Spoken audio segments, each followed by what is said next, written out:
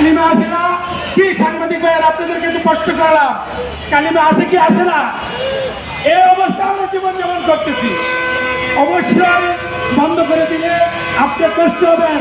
আমি আমার গাজীপুরে আমার ঐতিহ্যবাহী শিক্ষক ভাইয়েরা একদিন দেখতেছি মুখ বাঁধা, তারা আমি তার রিস্কে উঠতে চাচ্ছি। ভাই আপনি উঠতে পারবেন না, আসেন আপনার সাথে আমি একটু কথা বলি। গিয়ে উনি মুখের মাস্কটা খুলে দিল।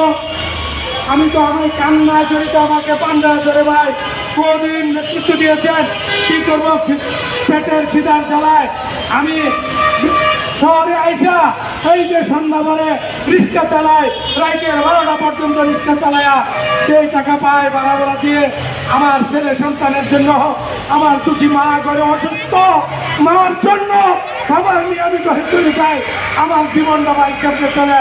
আবার যখন কোমলমতি ছাত্রদের দিকে তাকায়, তখন যখন ক্লাসে না যায় তখন আমার মনটা খারাপ হয়ে যায়। ছাত্ররা ফোন দেয়, অভিভাবকরা ফোন দেয়, স্যার আপনি কোথায়, আপনি কেন আসেন না, কাছে কেন আসেন না?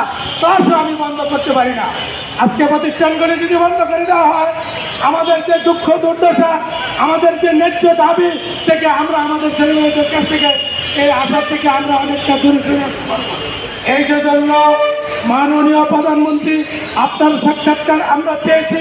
আপনি জেনেছেন ঈদের দিন ঈদ কর্মসূচি বর্জন করছি। হয়তোবা আমার ধারণা এনএসআই, এসবিআই, কেন্দ্র সংস্থার যত দপ্তর আছে সেই দপ্তরের লোকেরা আপনার কাছে যখন আলাপ আলোচনা করে তখন একজনই মাদ্রাসার দুঃখের কথা বলে না, তাদের সুবিধার কথা বলে, তাদের সুবিধার কথা বলে। যদি আমাদের দুঃখের কথা তারা বলতো, অবশ্যই আপনি মানবিক, আপনার মা ছিল মানবিক, আপনার বাবা ছিল মানবিক, আপনার মানবিক সন্তান, আপনি আমাদের ব্যবস্থা অতি বিলম্বে করবেন।